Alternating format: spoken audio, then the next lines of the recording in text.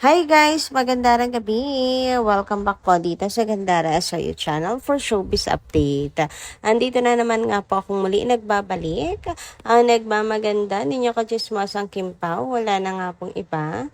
Ang lokaret na si Gandara SRU upang magatid po sa inyo ng latest update and fresh happenings patungkol kina Kim Chiu and Paolo Avellino. And para nga po sa gabing ito, ang tatalakay naman natin at pag-uusapan ay patungkol nga po dito sa extended vacation ni Kim and Paolo.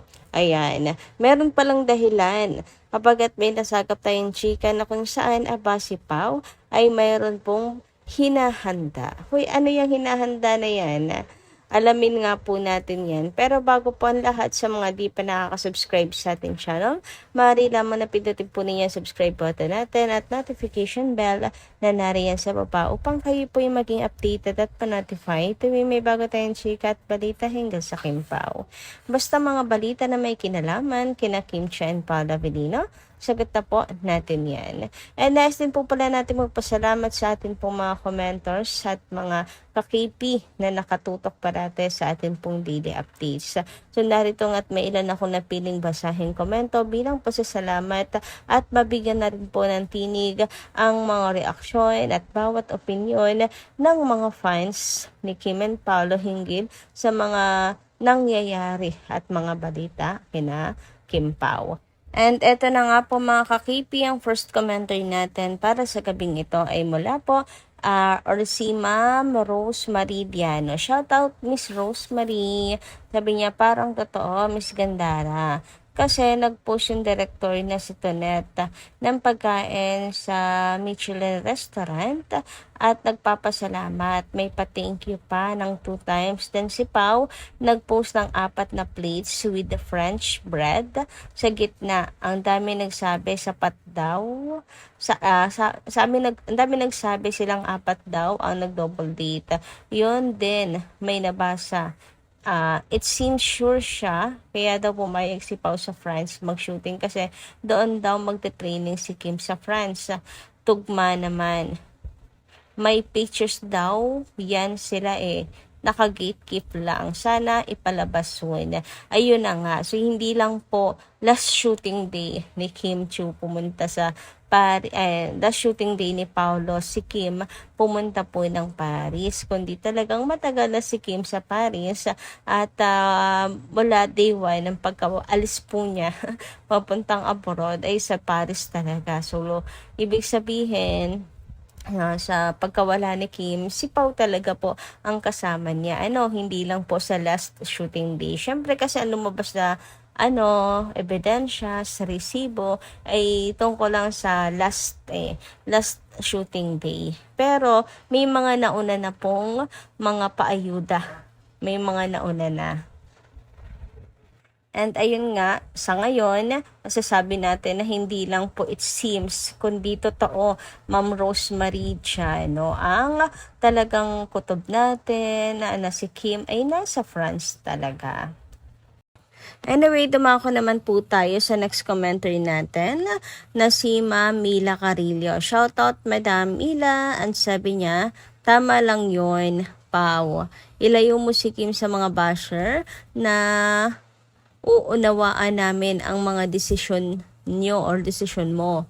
Tigilan nyo na sana ang Kim Pao. Wala naman kayong maidudulot sa aming idol. Kaya masaya kami pag nakikita namin na magkasama kayong dalawa. Wala kaming pakialam sa mga bashers. Basta Pao, iwasan mo lang ang basher. Basta si Kim kasama at kakaunawaan kayo ng mabuti. Tiwala kami hanggang dulo. God bless always. Pray. Ingat lagi. Nandito lang kami sa paligid. Thank you. Si Lord na ang bahala sa mga nega. Basta nananatili pa rin kami hanggang dulo. Thank you so much, Miss Mila Carillo. Yung to si Miss Mila, mga comment niya talagang puno lang po ng kapanatagan po, napakapanatag lang po ni Mamila Carillo at nakaka-good vibes talaga siya. So actually, nakakahawa po yung pagiging positive, pagiging kampante po niya at panatag kina Kim and Paolo. Totoo naman, di ba?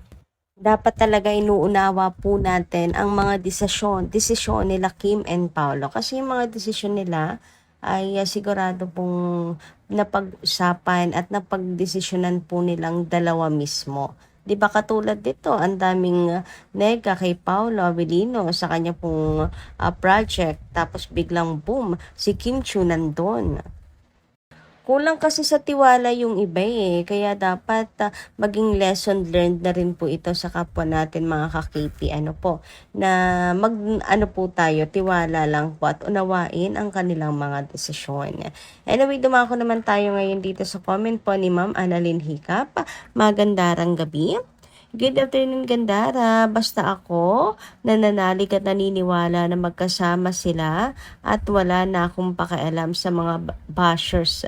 Basta masaya ako sa kanila, tapos hindi ko na kailangang isipin pa yung mga yan. Maraming problema ang mundo. Kim Pao forever. Ayan, mabuhay po ang mga nanalig at naniwala na magkasama sila Kim and Paolo. Panalo tayo mga ka-KP. And ayan, kamusta naman po sa mga nagduda kay Paolo Avellino, nagduda kay Kim Chiu, nagduda sa relasyon nila Kim and Paolo. Ano kayo ngayon? Nasupalpal kayo no ng katotohanan. Yan, dapat kasi magtiwala lang po tayo kina Kim and Paolo. Huwag tayong mawawalan ng tiwala po sa kanilang dalawa. Yan, sana po yung maging lesson learned yan para po sa inyo. Anyway, pag-usapan naman nga po natin itong pa-live update ni Kimi sa kanyang social media account. Finally, si Kimi po ay may pa-live update na after ilang linggo mga ka-KP, di ba? And eto na nga, napansin ng ilan ang pagiging fashionista ni Chinita Princess. Grabe naman ngayon, simpleng larawan, pero wag ka, lutang ang ganda. Sabi nga dito, sa ex ni Elsie, yung trentahin ka pero para ka lang 20s. Galing magdala ng damit, parang hindi tumatanda, maganda na mukha, maganda pa ugali. How to be you po. Di alibay, second slot bukas. Totoo, di ba? Parang 20s lang ang ganda ni Chinita Princess. Hindi talaga tumatanda ang face. Sana all. Nasa iyo na ang lahat, Kim. How to be you po.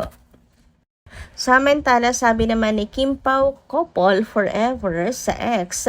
Ayan, follow niyo po sila ha sa mga may ex po dyan. Fashionista talaga si Kim Chiu and sobrang ganda niya. Nasa Paris pa rin ba sila or nasa Pinas na? Kumbaga late upload lang. Baka meron Paris vlog ka, Kimi. Kasi mag-wait kami, lapag mo lang, hihihi. Di alibay, second slot na bukas. Uy, teka lang, oo nga pala bukas na po ang second slot ng Di Alibay. April 6 mga ka-KP. Huwag niyo pong kakalimutan. Walang mag-o-open ng 8pm ha. Patay po ang TV ng 8pm. Kasi palabas po yan ni Kumag. Charot. So, second slot po tayo bukas.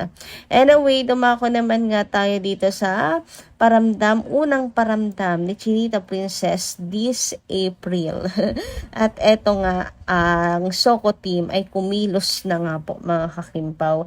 And ayun nga, ang larawan na ito ni Chinita Princess ay malapit po sa isang pharmacy sa Paris. Eto nga ang post at Soko ni I Love Kim Pao sa X. Ayan, follow nyo rin po yan siya. Kim Chiu, Paris Peak was near a pharmacy. Ayan po, ang gagaling din talaga ng mga Kim Pao fans na magsoko. Tingnan nyo yan no. Nasoko pati kung saan malapit, kung saang lugar. Grabe naman nga yun mga kakipi. So tingnan nyo lang yung mga detalye. So yun po talaga ang nagpapatunay na si Kim Chiu ay nasa Paris po talaga. At hindi lang po basta nagdidilulo ang mga Kim Pao fans. Ayan, sabi sa inyo, dilulo at your own risk. And panalo ang mga nagdiludo at nagtiwala na magkasama sila Kim and Paolo, yung mga nanalig. Congratulations! Anyway, pag-usapan naman nga natin ang kasal-kasal, aba, at may ganito ng usapan sa social media ngayon. Ang mga Kim Pao fans, may pag-aasikaso na daw ng kasal si Paula Avellino. Hoy, wag kayong ganyan na na-advance yung kilig ko. Post nga po or comment nga ni Ethel Corpo sa atin pong nagdaang vlog 3 days ago, 4 days ago na to kasi kahapon ko to na screenshot. Ayan, inaasikaso na ang kasal Gandara. Tinatago si Kim dahil siguro may sig silang inaasikaso. Then, patungkol dyan, Spain and Paris, di ba? Nandyan ang fashion, POV lang, huwag magalit. Ay, Ma'am Ethel Corpus, huwag kayong ganyan, na-advance yung kilig ko. Ay, huwag kayong lalo pat extended ang bakasyon nila Kim and Paolo. May nakapagsabi na April 4 or kahapon no uwi si Kim, pero wag ka. Ay, April 4 nga. Pero wag ka, April 4 din po na balita na or nagparamdam na nasa Paris ang Kim Pao. O, di ba? Extended ang bakasyon. At ayun nga ba kaya ang dahilan? Nag-aasikaso ng kasal at sa Paris pa talaga. Meron din proposal na balita sa Paris. Ano yun? Uy, isa rin yan sa dilulo ng Kim Pao fans na nag-propose si Paul sa Paris. So may katotohanan kaya ang bagay na yan. Dito kaya ay winner pa rin tayo sa dilulo natin na yan. Grabe, no? So, may proposal, tapos ngayon nag-aasikaso ng kasal. Yun totoo. Atat na atat. Pau? Okay, sige lang. Dapat lang. Hoy, dapat lang? Nasa tamang edad na rin naman nga sila. At pasasanpat doon din po ang punta ng Kim Pao.